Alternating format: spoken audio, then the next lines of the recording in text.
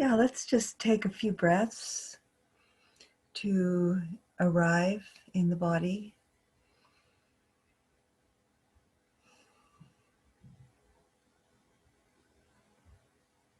With kindness, with honesty, with a willingness to be present to the wholeness of who we are.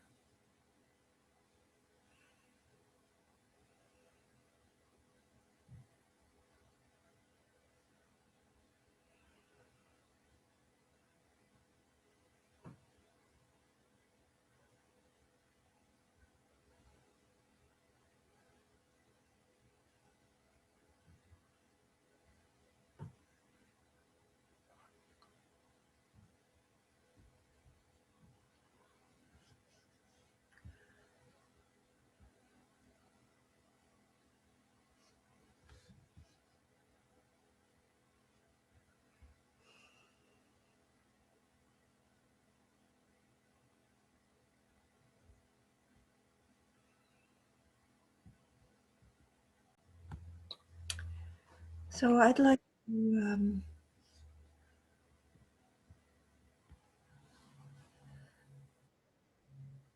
I'd like to share a little something that was very rich for me, continues to be. Uh, Hi, welcome, Bibiana. Nice to see you here. Hi, thank you. Yesterday I was fortunate to participate in a training on anti-racism and oppression training that was programmed for the True North Insight board and staff, and it was very rich, and uh, this facilitator, this leader, gave a kind of a model, which I think is very congruent with mindfulness practice. So the model is, so imagine 3 concentric circles, and the first circle in the center is our comfort zone. So these are and things can move in and out of the circle. It's really based on how we experience what's unfolding in our lives, what's happening in our lives, and something that's in our comfort zone might be just uh, going down and making breakfast and coffee. We have the food that we want. We have um, there's enough coffee, there's or tea or whatever it is. We have the yogurt and fruit or whatever it is that you have for breakfast, and uh, or another example could be walking to some place that or however you get there, going to some place that you go frequently, whether it's a workplace or a studio or um, a grocery store, and you know the way, and nothing happens that is startling or creates a problem for you,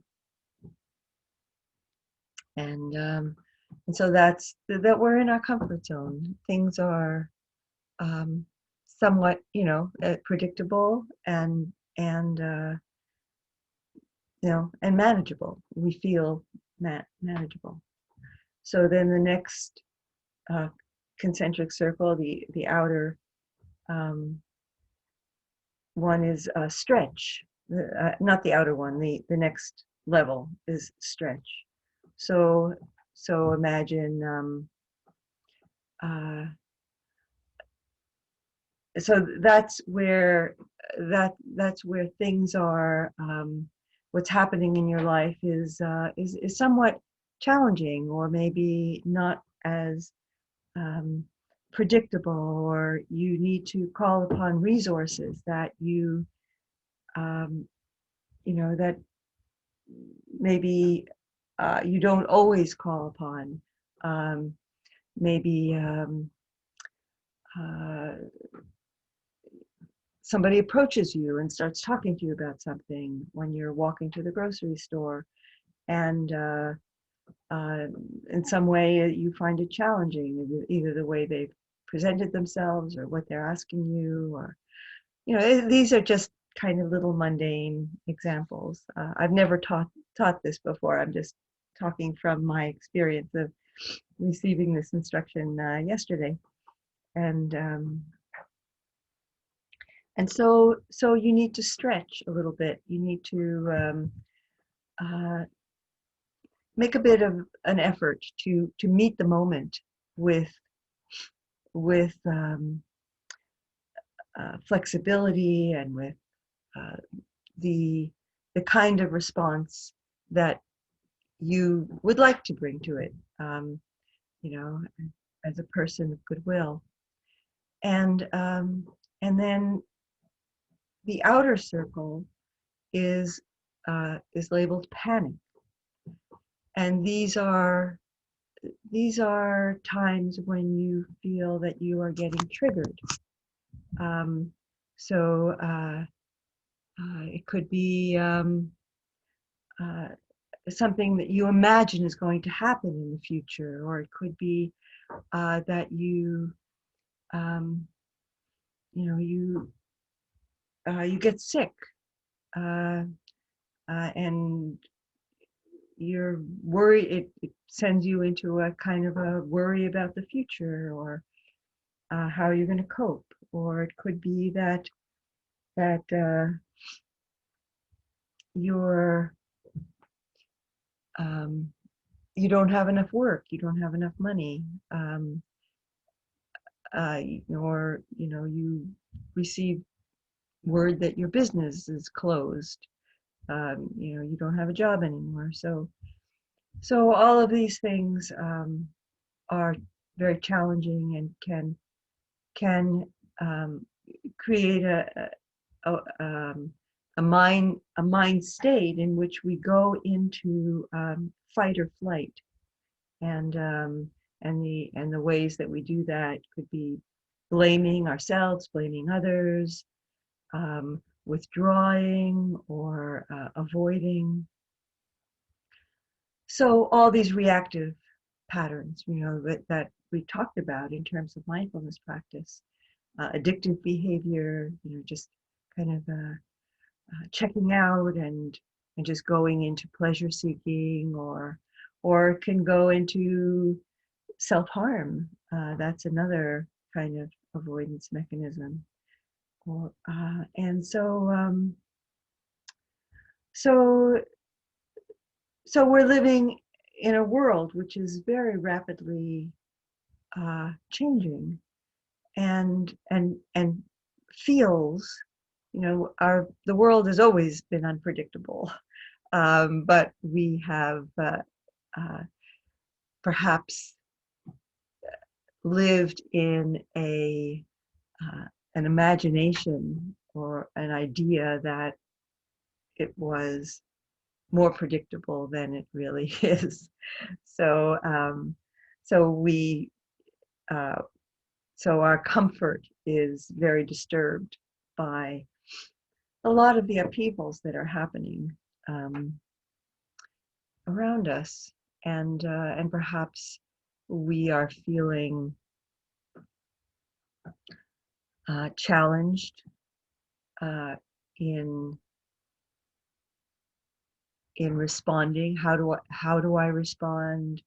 Um, how can I respond? What is an honest and and helpful response? that I can give to um, some of the things that are presenting themselves to me in the world, such as racism, poverty, uh, the need of people who are really struggling to make ends meet, to survive. So, this sense, sometimes people have spoken to me about having a sense of overwhelm. And so then when we are in that overwhelm, we're in that panic, place of panic. And so how can we get back into a place where we're, we can stretch? So that's that kind of second circle, which is the place of growth, the place of learning, uh, and you know, and cultivate the resources that we need to engage and respond to life in the ways that we would like to. Um, and when we and that and recognizing that we're in that outer circle of panic mode, and that we are contracting and really closing ourselves. Uh, that recognition is so key. That moment of realizing that I'm retreating, or I'm blaming, or I'm I'm striking out. Um, these are that's such a critical, rich, and significant moment of waking up and and and seeing what's actually happening in our lives, and so what's happening in our inner lives, in our inner being. And when we make that effort to discern how can I be with this, we're turning toward the experience of panic, and first of all, just with kindness, with compassion, with with seeing, okay, this is what's arising from the causes and conditions of this being in the the moment of unfolding life, unfolding causes and conditions, and and just bringing that inquiry of how can I stretch, how can I open, and the trainer used this beautiful expression, that when we want to move from panic to that stretch mode, that these are the lines of desire to come back. So this using desire, sometimes desire, the word desire is used in a negative way to mean grasping, but but it's used in it's also can be used in a beautiful way to mean, the heart's desire, the heart's aspiration to grow, to evolve, to meet the moment with grace and kindness and compassion. And so these lines of desire, uh, we become well trodden.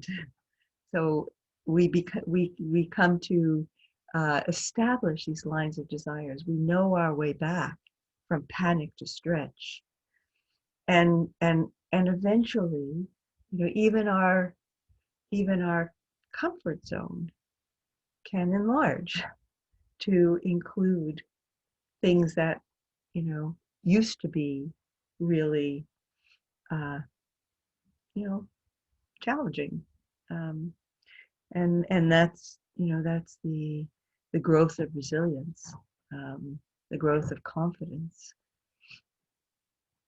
So So in in our sitting, we can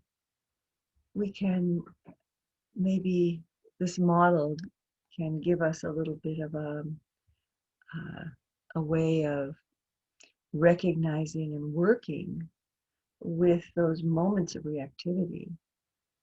Whether it's feeling overwhelmed or feeling um, that I'm not enough. I'm I'm insufficient in some way, um, which can be so paralyzing. That sense of I'm not enough for this, whatever this is, and uh,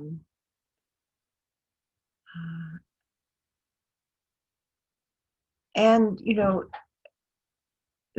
what that thought, and I'm going to just kind of open up that thought of I'm not enough a little bit in this reflection because I'm familiar with it, uh, and and in a certain moment, when I was just recognizing that and opening to that and accepting that is what was manifesting in me, this sense of I'm not enough to be with, to respond, to to work with this, whatever this is. Um, and I realized as a self, yeah, this self is not enough, is not enough. Like we, and that's the sense of, you know, grace, blessing, uh, being held in the Dharma, opening to the Sangha, uh, to the support, to the enrichment, to the nourishment, to the medicine that is available to us. So, so the sense of I'm not enough is based on a delusion of individualism, that somehow I need to be enough, that somehow this self needs to be enough. And really, we that whole part of stretching, evolving, growing, um, becoming more awake is in opening to allowing the self to enlarge and to let go of that sense of separateness, that somehow I need to figure it out all by myself. So yeah, so that's that whole stretch area is a wonderful dynamic space. It's really the space of practice, and a lot of us come to practice um, wanting to be in that comfort zone all the time, right? We want, we have a sense of we want peace, we want calmness, and that peace is there. I mean, we can find a deep sense of uh, openness, acceptance, um, peace, and contentment in our lives when we recognize that all the needs and the aversions that the mind keeps putting up, of like and dislike, of wanting and rejecting, that those are just, that's what keeps the wheel of suffering spinning. So when we can let go of that, and And the letting go happens again and again. And the letting go of that um,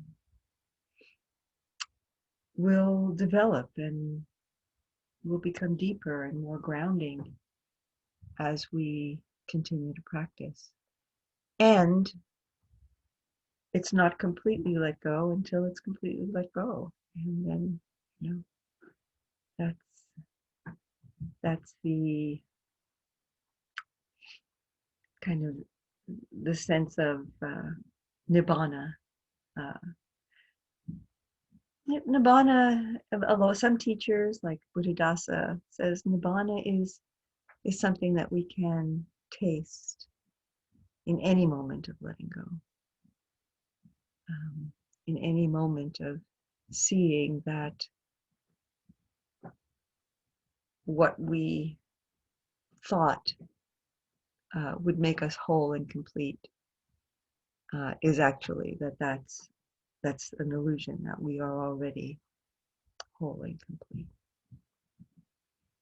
So that comfort zone maybe can, you know, become something other than what we might have thought, that it would always be about feeling good all the time.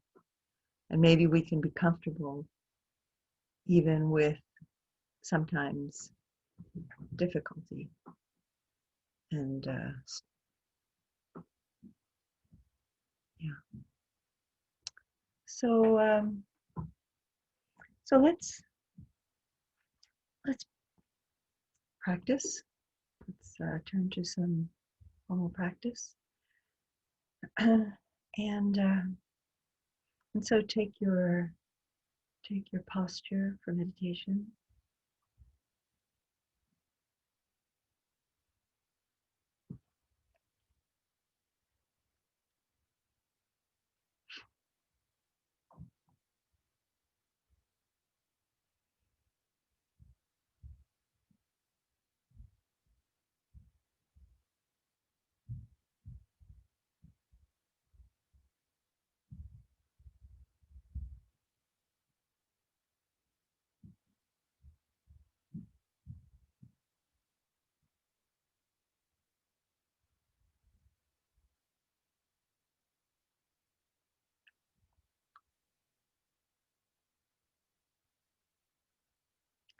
Feel the earth supporting you.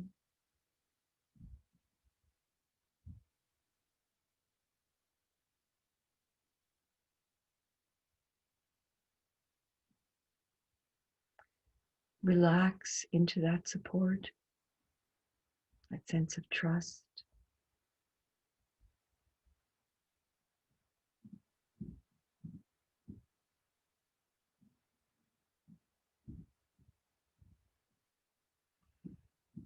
And bring an upward energy to the spine.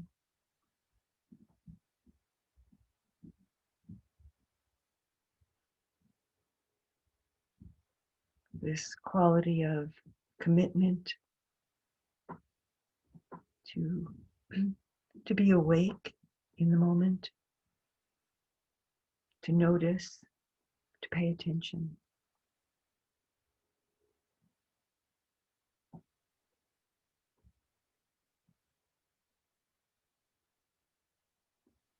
And bring your attention inward into the body,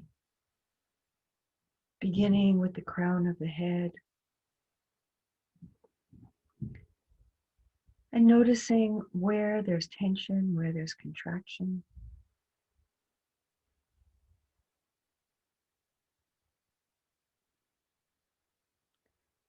We can feel contraction in the skull, we can feel tightness.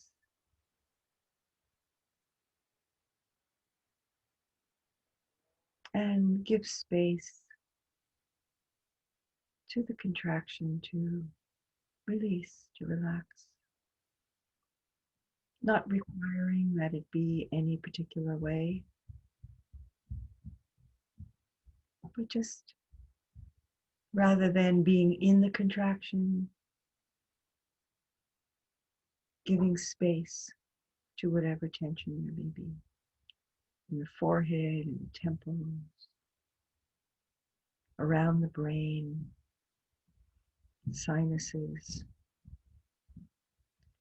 moving down to the throat,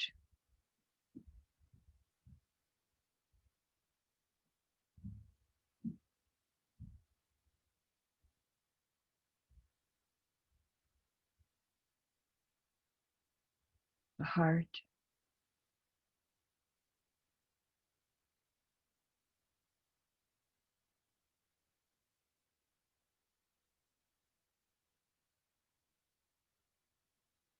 letting that heart be open, soft, spacious.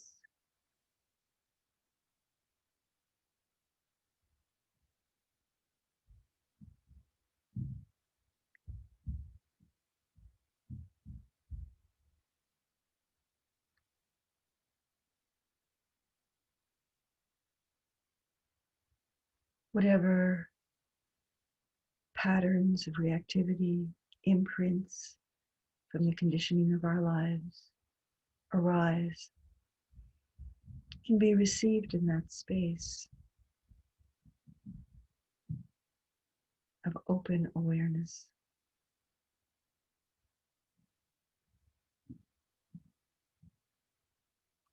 And moving down to the solar plexus, diaphragm, letting that be relaxed,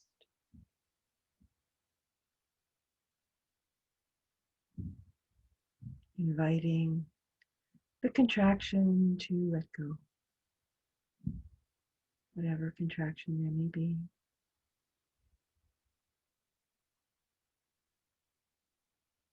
Into the belly, the abdomen, lower abdomen,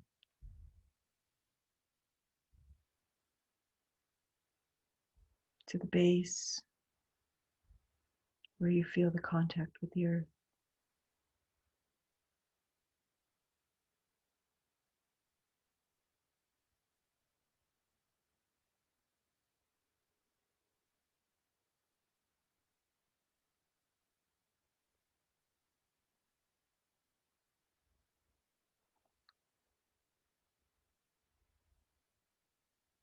Feeling that whole line within the body, the, the inner body, the energy body, from the base through the crown, that line of all the energy centers, the chakras, feeling an aliveness, a freshness,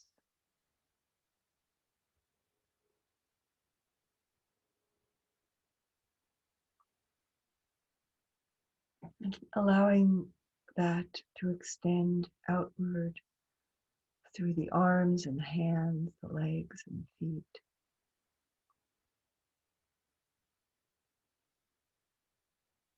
A sense of the whole body,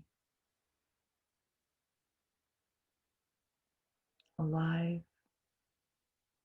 awake, relaxed.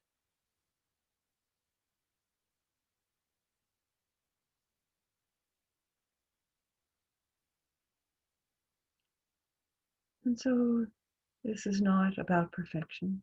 Perfection is not something that it's just an idea. And so you might notice a place where there's contraction, or a place where it feels dense or somehow numb.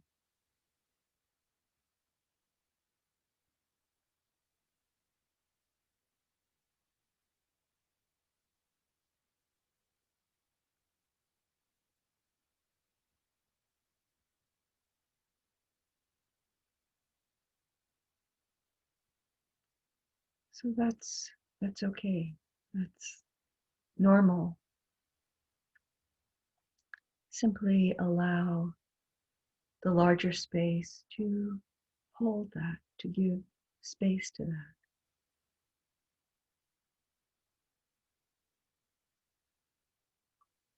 And having a sense of the body as being something that is not closed, but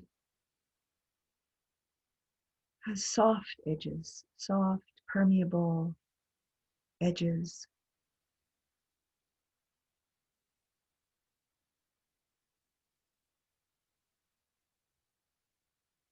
open to the space, to the life around us,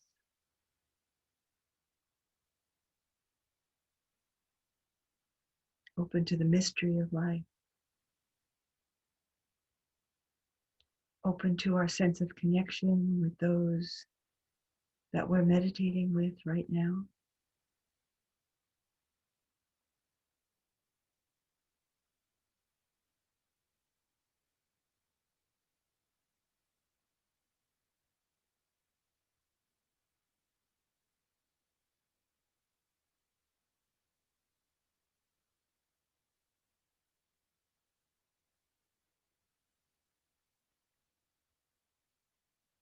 Those who are sharing our life in widening circles.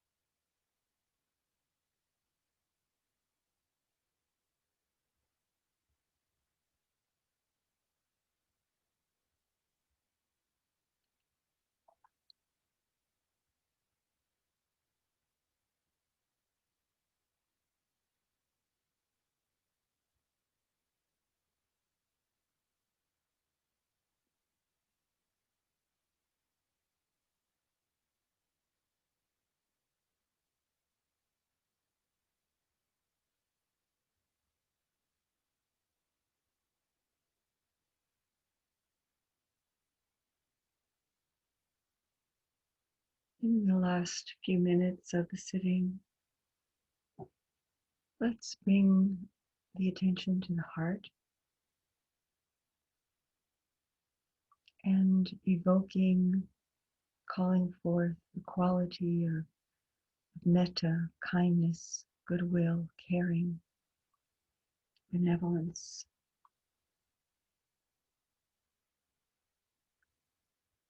By bringing to mind some particular being, could be human being, it could be a non-human being, it could be a tree, it could be a lake,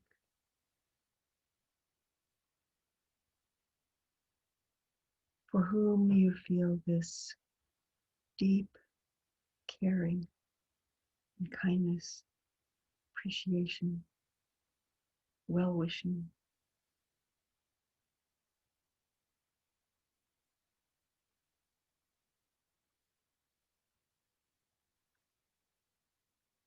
And feeling the quality of that heart of metta,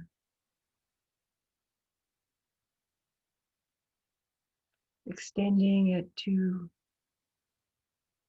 your whole body,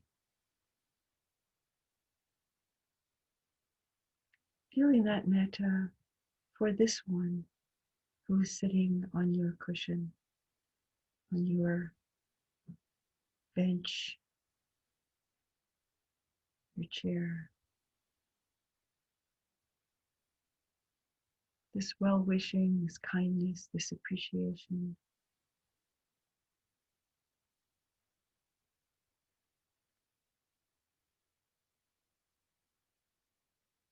Being nourished by this spiritual food, this medicine, and extending it outwards in all directions to all beings.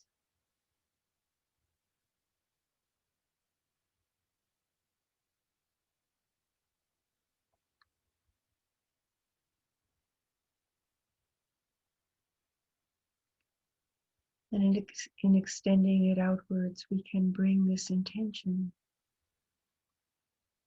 May my practice of liberation, my practice of waking up from suffering and delusion, may it support and serve and benefit others in many ways, in their happiness and their well-being, and in their liberation as well.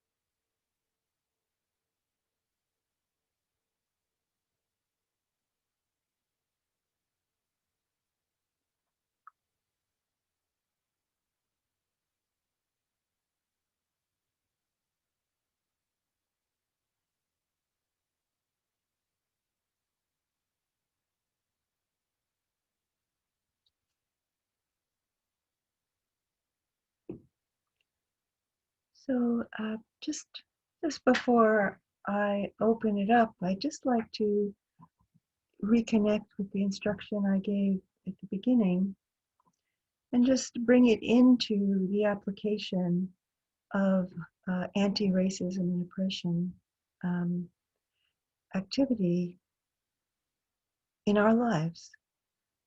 So, so when we begin to hear, when we are told, when it's reflected back to us,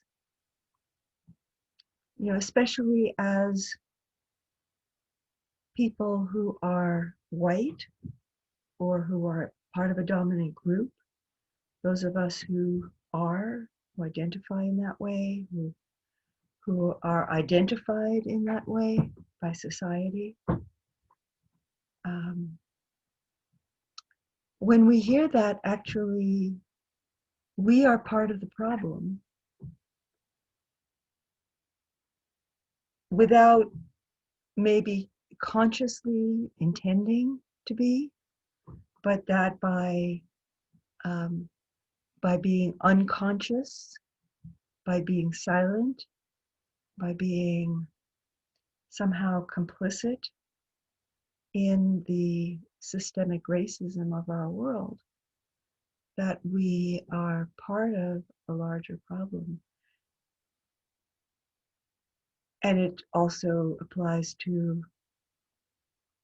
other oppressed groups, um, genderqueer, uh, um, people who are uh, experiencing some form of disability, um,